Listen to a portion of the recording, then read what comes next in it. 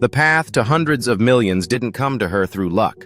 It came from grit, long nights, and a voice the industry could never ignore. Every step was slow, deliberate, hard-earned. Stevie Nicks, the singer-songwriter who shaped modern rock, built her fortune the same way she built her legend, with discipline and ownership. And today, she lives far from loud arenas, settled in the dry calm of the Arizona desert, where warm horizons and quiet mornings define a life she finally controls. So let me take you a little deeper now, because the way she earned her fortune is just as deliberate as the life she lives today. Stevie Nicks has a net worth of $120 million, a fortune built on a decisive advantage. She wrote songs that last. Her wealth comes not from sudden fame, but from decades of ownership, discipline, and protection of the publishing rights behind some of rock's most enduring hits. Songwriting has always been her primary motivation.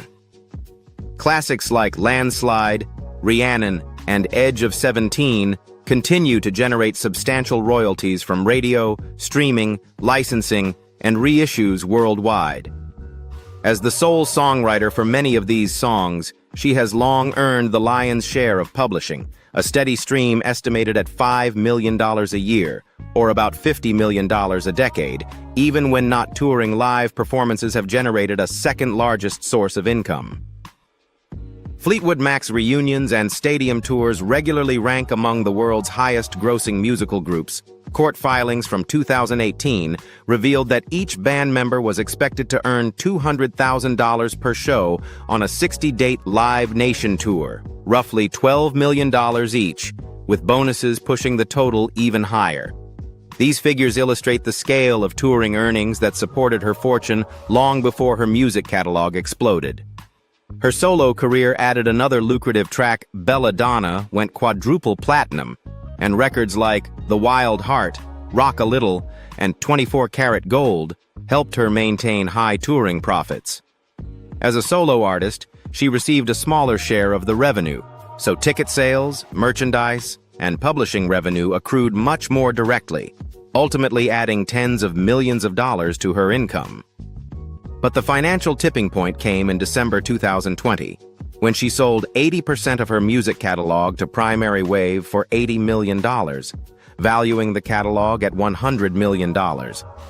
It was one of the first major deals of the modern catalog acquisition era, and instantly transformed her financial profile.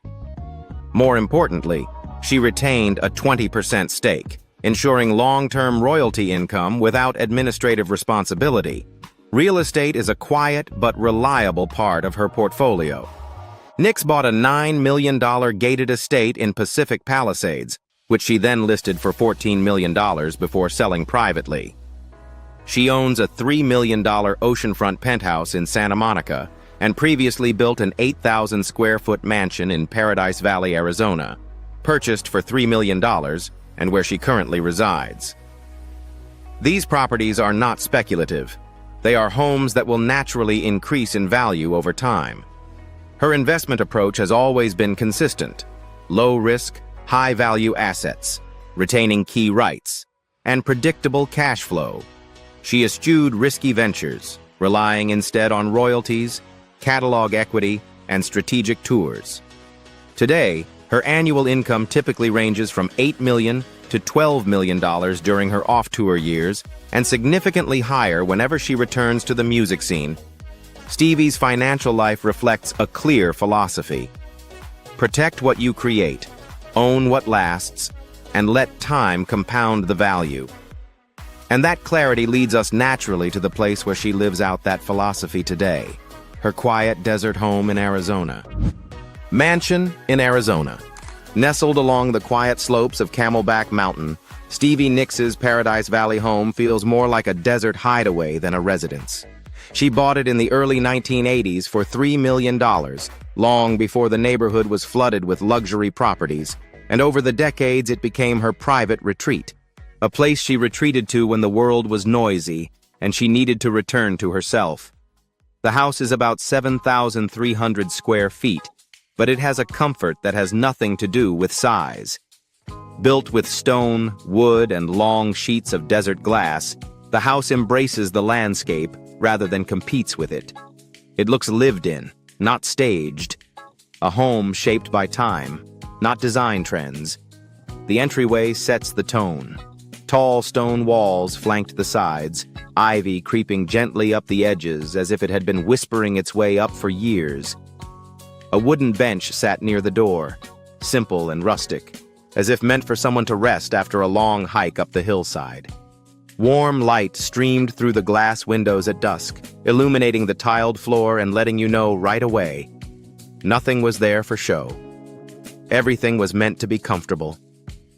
Inside, the living room unfolded like a quiet story. Tall windows framed an almost surreal scene. Desert trees, sun-warmed stone, and a small waterfall just a few feet from the glass. The familiar interior somehow made it easier to breathe. Striped sofas, softened by time, a grand piano in the corner, warm lamps glowing like desert lanterns, and wooden floors creaking softly with history. By day, the room glows in soft desert white. By night, it becomes a cocoon, lit by the light and the gentle thump of the rocks outside. The dining area is adjacent, warmed by sunlight streaming through wide glass doors that open onto the courtyard. A long wooden table stretches beneath a classic chandelier, solid, sturdy, the kind where conversations last longer than dinner. The kitchen next door is very Stevie-esque. Cherry cabinets, double ovens, 3 sinks, 2 refrigerators, a warming drawer, a drinks refrigerator, and a pantry large enough to hold years gone by. It's a working kitchen, where meals are cooked, not served. Practical, down to earth, and quietly beautiful. The bedrooms exude the same serenity. One faces deep green, the other has pale colors and warm wood floors.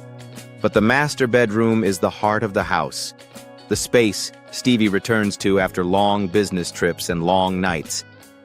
It seems to hover between 2 worlds, airy, open, and framed by a wall of glass that looks out over the mountains and the twinkling city lights in the distance. The room changes hues as the day goes by. Morning light silvers the walls. Afternoon sun warms everything with a soft golden hue. At night, the desert transforms into a deep blue ocean behind the glass. Yet through all the turmoil, the room remains the same, the peaceful anchor on which she has built her life. The master bathroom reflects that simplicity. A garden tub, a steam shower, a double sink, and a long closet keep the space neat and clean. It's a room without a vanity, practical, peaceful, the kind of place where one can take a slow breath and let the day pass. Deeper into the house, a small living room appears almost unannounced. A sofa, a wall-mounted television, and a window that opens onto a cluster of natural stones. The room feels like an unexpected retreat, a space where someone can sit and sip tea, watch the light play on the stones, or fall asleep to soft music. It's idyllic in its own right.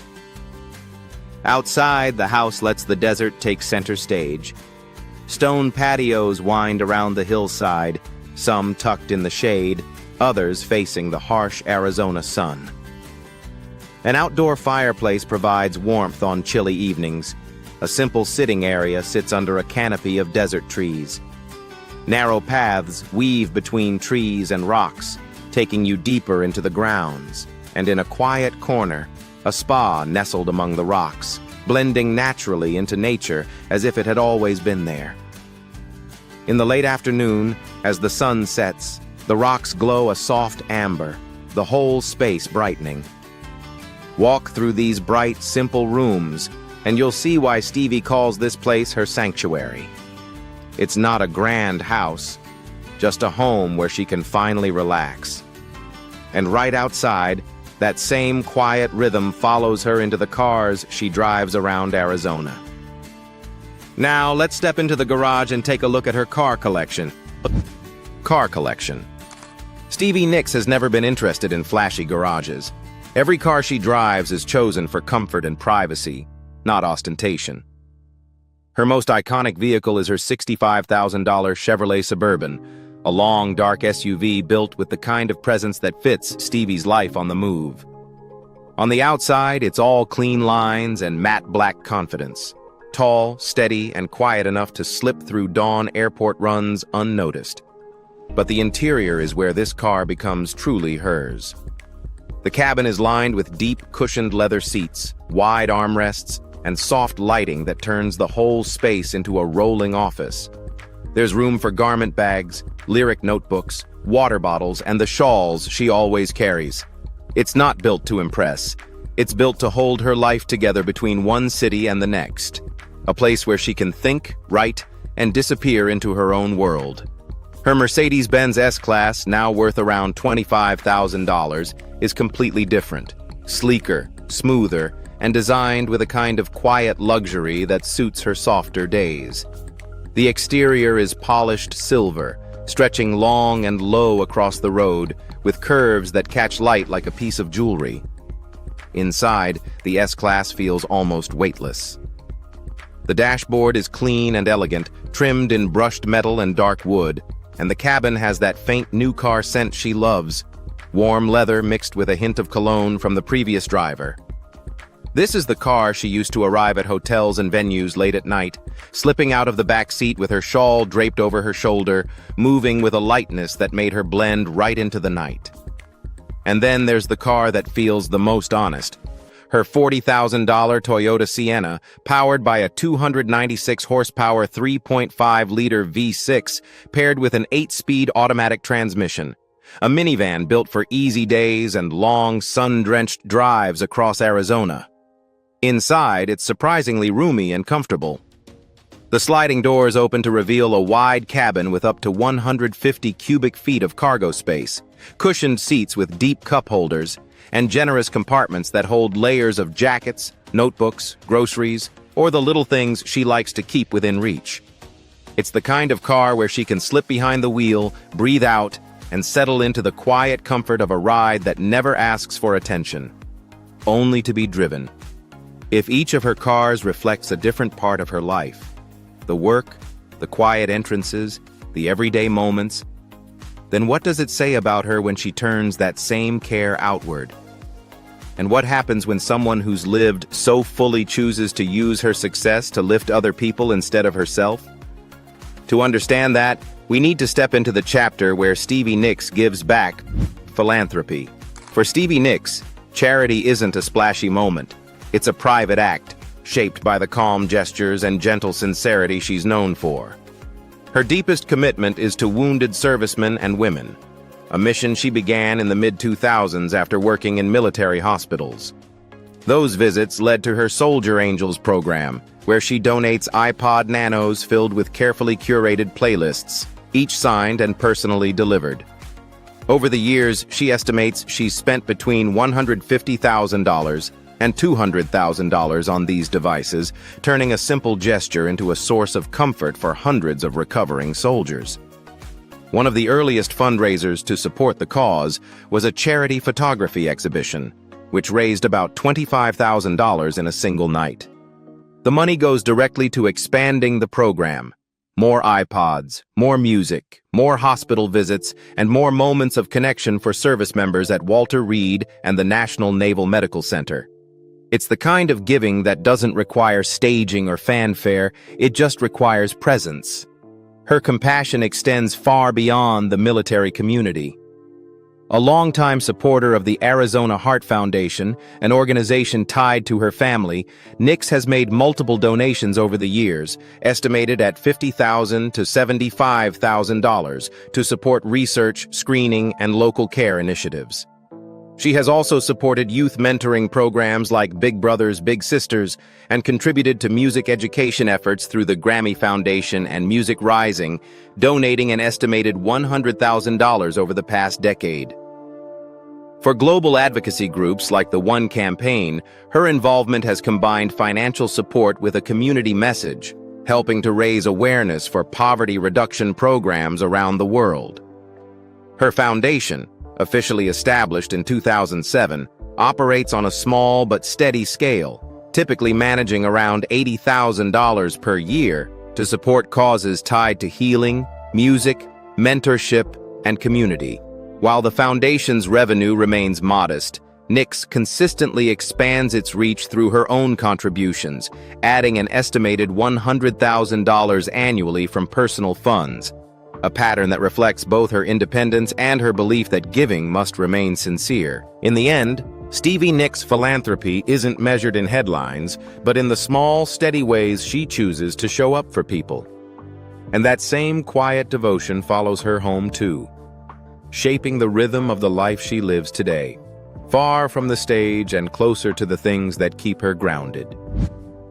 Personal life. These days, Stevie Nicks lives quietly in her home in Arizona, a place where the desert light drifts through the windows in a soft, familiar way. It isn't the house that defines her life now, but the peace it offers. It gives her a slow rhythm to settle into, a calm backdrop where she can write, record, and keep only the people she truly trusts close by. Her days move gently.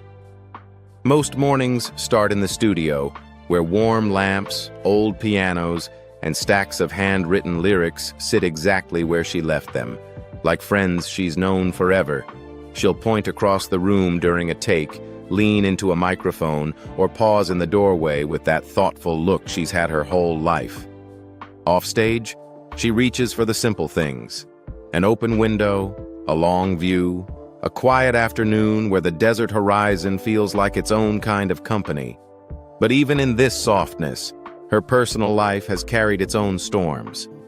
She married only once, in 1983, to Kim Anderson, a decision born from shared grief after her best friend Robin passed away. Stevie has always been honest about it. It wasn't love, just two people trying to hold on to something familiar when the world around them felt unbearable. The marriage ended after 3 months. And the relationships that followed, Lindsey Buckingham, Mick Fleetwood, Don Henley, Jimmy Iovine, Joe Walsh, each brought their own weight, the kind that shaped both her music and the stories people still tell about her. Yet the woman we see now, laughing with friends, standing beside younger artists, officiating the wedding of John Macaulay and Vanessa Carlton, feels freer than the one tied to old heartbreaks.